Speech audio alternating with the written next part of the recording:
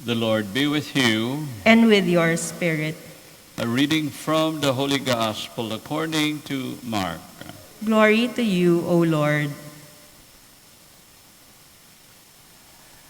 When Jesus and his disciples arrived at Bethsaida, people brought to him a blind man and begged Jesus to touch him.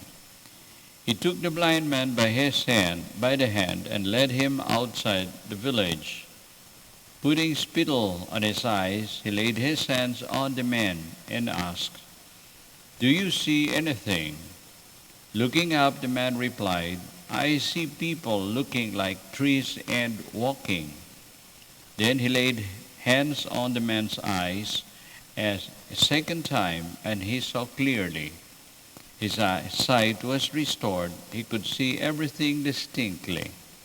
Then he sent him home and said, "Do not even go into the village." The Gospel of the Lord. Praise to you, Lord Jesus Christ. Dear brothers and sisters, good morning. Good morning, Father.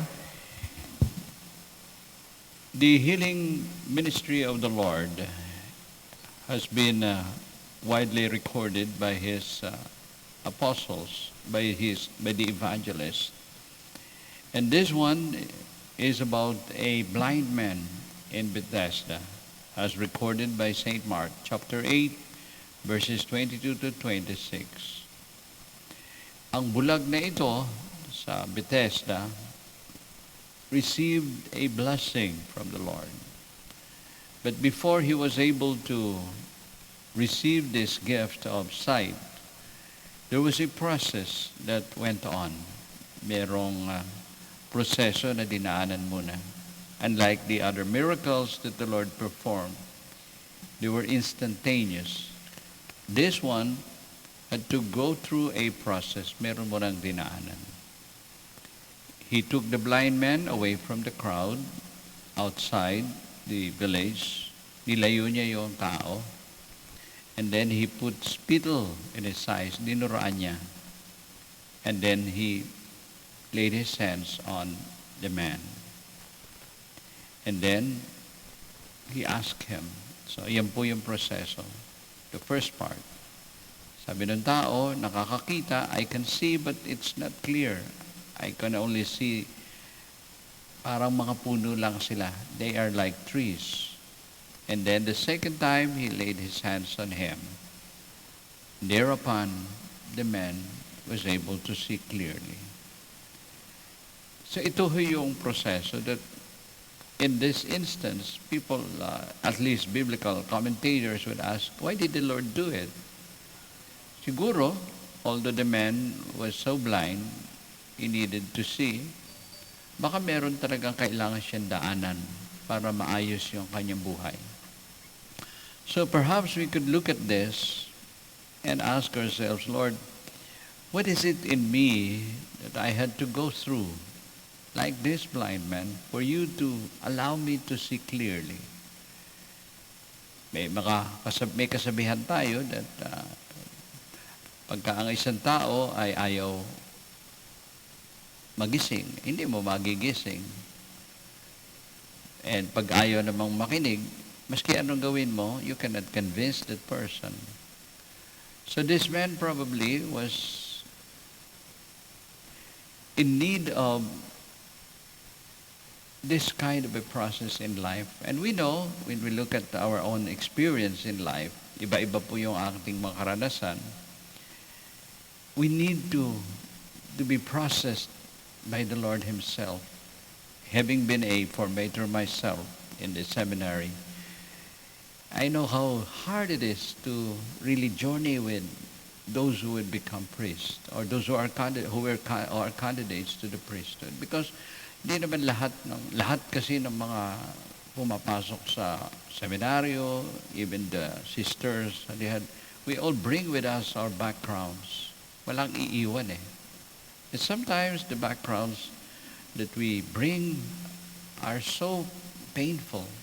Merong mga trauma na dinaanan yung mga tao. And for this man, probably his trauma was being a blind man you know how hard it is when you are disabled. And this man could not see.